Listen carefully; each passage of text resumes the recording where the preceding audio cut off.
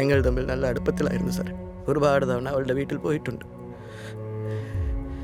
എന്നോട് അവൾക്ക് അടുപ്പമാണെന്ന് അറിഞ്ഞാൽ അയാൾ അവളെയും കൊച്ചിനെയും കൊല്ലാൻ പോലും മടിക്കില്ല സാറേ.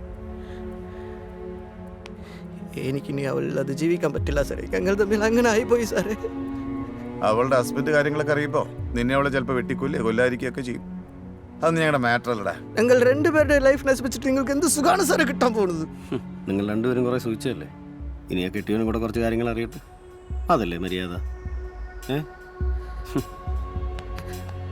പ്ലീസ് സാറേ, പോകണ്ട സാറേ, പ്ലീസ്.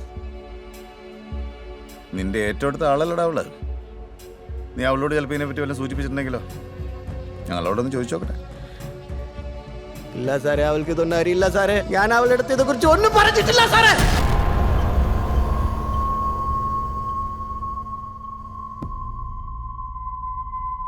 ഗിരിജ, വണ്ടി മുകളിൽ കയറ്റിയെടുത്ത.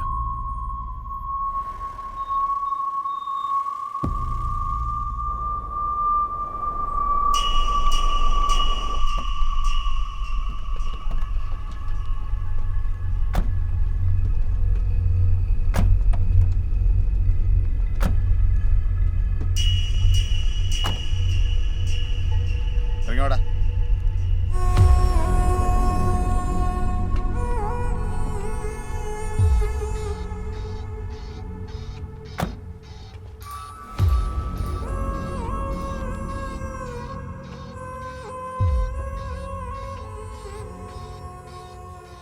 അവളോട് പറയാത്ത ആ കാര്യം പറയാനുള്ള നിന്റെ അവസാനത്തെ അവസരം. പറഞ്ഞോടാ.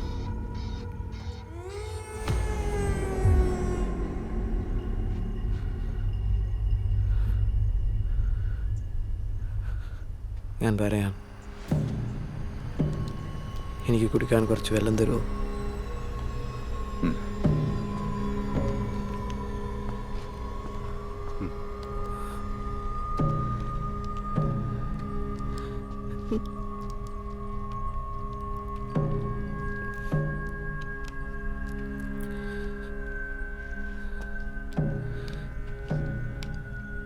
അന്ന് രാവിലെ ഞാൻ പതിവ് പോലെ വീട്ടിൽ നിന്ന് ഷോപ്പിലേക്ക് പോയി സാറേ.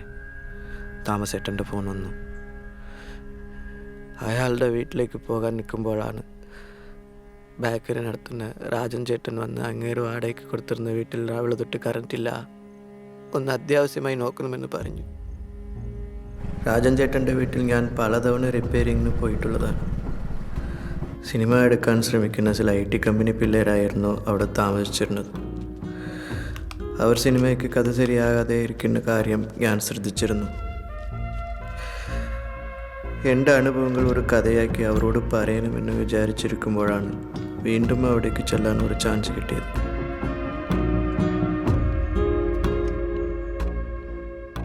സുമയുടെ മകനെയും അവിടെ കാണാറുണ്ട്. എൻ്റെ കയ്യിൽ നിങ്ങൾക്ക് പറ്റിയ ഒരു കഥയുണ്ടായിരുന്നു. 100 days സിനിമ ആക്കിയാൽ പൊളിക്കും. പറയട്ടെ? എന്താ ഇലക്ട്രീഷ്യന്റെ കഥ? ഓ, അങ്ങനല്ല, ഇത് റൊമാൻറ്റിക് ആണ്. High voltage romantic.